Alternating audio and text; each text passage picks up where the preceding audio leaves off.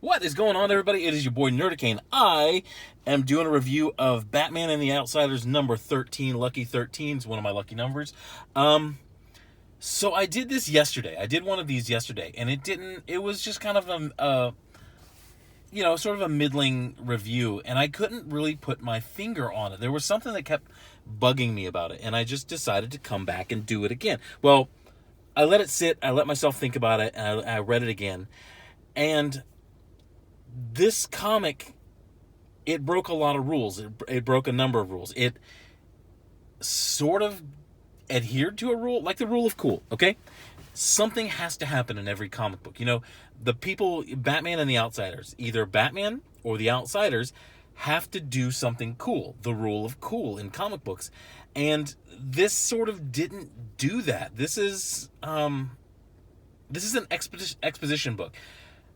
I sort of thought, I'm thinking about something with comic books, and coming from the big two especially. When you have an issue like this is sort of a segue issue. This is taking you from one point in the story, one action point in the story, to the other one. It's a lot of them. The cover was really good. The cover is why I bought it. I am doing more DC books because DC decided to act like a company during the pandemic, during the shutdown, and keep the presses rolling, where others didn't. Others were like, "Oh, pencils down. We're gonna, we don't have the money to keep going." DC found a way. When Diamond shut down, they found another distributor. They said, "Okay, we're gonna keep going." So, in response to that, they acted like adults. They acted like a company. So I'm going to treat them like an adult. I'm going to treat them like a company and buy their books more often and do more reviews of them. So there's a lot of, exposition. There's a meeting between Black Bolt and Batman where Martian Manhunter comes in, and Martian Manhunter's only purpose in this book is exposition, is to catch oh God, what was his name? I can't remember his name. The name of Black Bolt, I can't remember. First I want to do, credit where credit's due. Everything about this clicked. I like the art. The art is really good. The colors are really good. The backgrounds are really good for most of it. There is a little bit of, the thing of where characters are just floating or fighting in miasma. There's a couple fight scenes in this where it seemed like it should have been more. It should have been longer. There should have been more panels. But all in all, it was a pretty good as far as like the writing and the art. It just missed on the rule of cool. There should have been a really cool fight in this. You get a piece of a fight, sort of, in this, between the Signal and... It's sort of like a training fight. Between the Signal and Cassandra Cain. Look at this. I mean, this sequence of panels right here where they're fighting, and, in one panel, you see the motion of him kicking and her flipping behind him. You also see it's very clever writing, because if this were a Marvel book, she would have just overpowered him. She's a teenage Asian female about that size. She's probably about 105 pounds. He's probably about 130 to 145 pounds.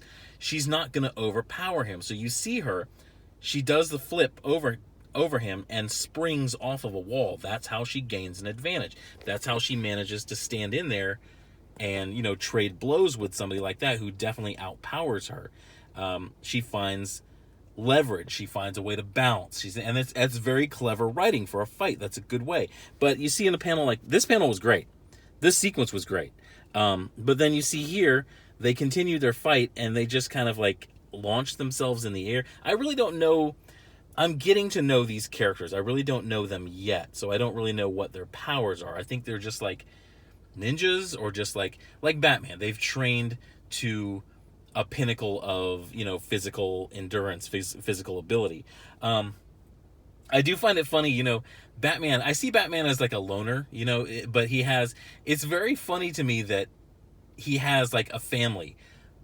Batgirl, multiple Robins, Nightwing, Red Hood, it's very funny to see that, like, he's supposed to be this loner, this brooding loner, like the picture over here, but somehow he winds up like this guy. This is a brooding loner, but somehow he keeps surrounding himself with these child soldiers, and that's sort of who the outsiders are. It's like, Batman's like explaining it to them. He goes, you're gonna be my child soldiers that I call on when the child soldiers who live with me and the ones who I've adopted and the ones who I've impregnated women and had with other women, when they turn on me or run away or quit, because they do that a lot, you're the child soldiers I'm going to turn to replace them. Oh, so we get to live in Wayne Manor? No! You're the outsiders. You live outside of my mansion. But it's really funny that he does things like that. But it's a decent little fight. But you see, this is Shiva and Katana. The situation was Batman's kind of put them on the side burner, and he's trying to figure out what Ra's al Ghul is doing. He's recruited Black Bolt because Black Bolt has a certain type of power that can negate this machine that Ra's al Ghul is using that apparently devastates cities. There wasn't I don't know if there was a bit of exposition at the front. Maybe I didn't read it, maybe I missed it. But the problem is, like, Katana and Shiva, they look too similar. That's them next to each other. When you see them, there's nothing really, aside from a cropped hair, there's not a whole lot to distinguish them from each other. So one of them, I can't remember who, wants to get these kids, Cassandra Cain and the Signal, and go after Ra's. The other one is like, no, we wait for Batman. He does the Team 4-Star thing where it's like, wait for Goku. Sit down, shut up, wait for Goku. And that's what she wants to do. And I think, you think at this point all of these characters would have learned, sit down, shut up, wait for Batman. Batman is the star. That's why his name's on the cover first. Batman. And then the outsiders. But there was a fight between these two.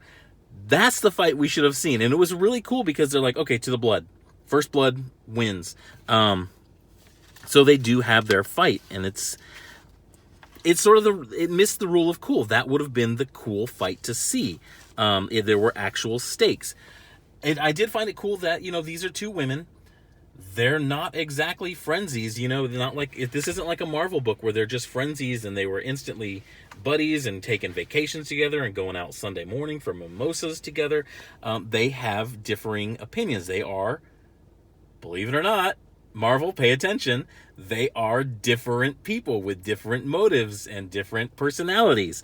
And that was really refreshing to see. I really should, I think this is a good path, getting more DC books. And I kind of suggest for you guys, get more DC books because they're over there acting like adults over at DC. I'm going to skip some stuff for the copyright gods because the rest of it, there wasn't really a whole lot to it. There was really good art.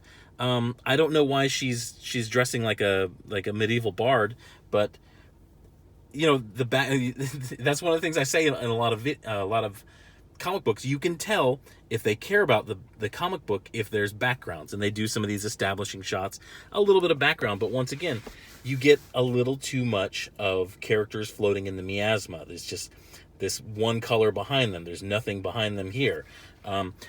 You do something like this to emphasize the words that they're saying, but she's not really, in this situation, they're overusing it because she's not really saying anything.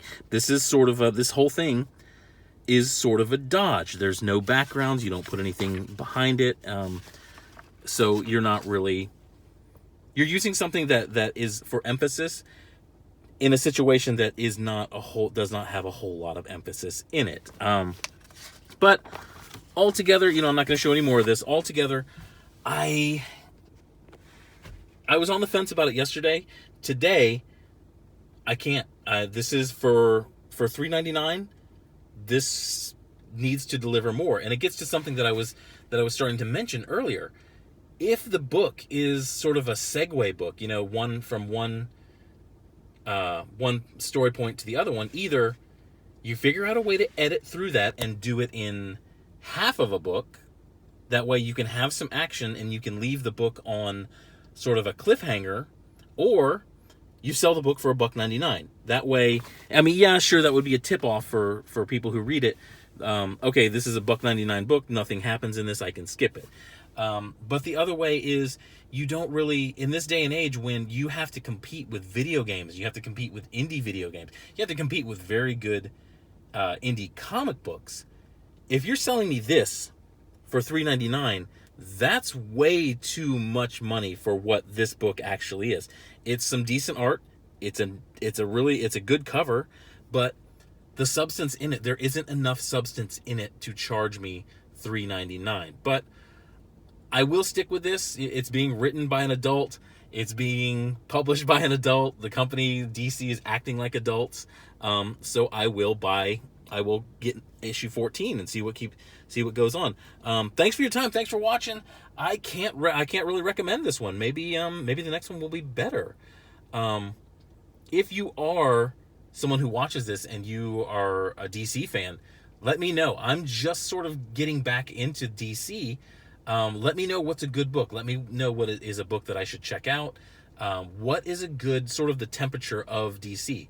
What's their Mario? What's their, Mario in like a Mario Kart game or Mario Tennis or Mario Golf? He's never spectacular, but he doesn't have any big strengths. But on the flip side of that, he doesn't really have any bad weaknesses. He's just right down the middle. So what would you say is a DC book that is right down the middle that I should check out, that I should do reviews on? But that's it. That's all I got for this one. You guys, thank you for your time. Thanks for watching. Hit a like, hit a subscribe. Check me out over on Parler. Parler's been a good time. Yeah, it's kind of a new social media that promises not to censor anybody. And you can kind of tell how mad the outraged left is by how quickly they call it Nazis. And they started calling it alt-right and Nazis pretty quick. But as far as the platform, I haven't found any yet. It's just been a bunch of guys who either believe in free speech or are mildly conservative, having a good time without, Twitter censorship. But yeah, thanks for checking it out. Go check me out over there. That is probably my new social media instead of Twitter. Big shout out Nerdettes Newsstand. She subscribed to me here and over there. Hey, how you doing? Thanks for subscribing. I'll try to keep you entertained. And the rest of you, I'll try to keep you entertained too. All right? You guys go have a good day. Stay safe, stay healthy, and see you next time. Bye.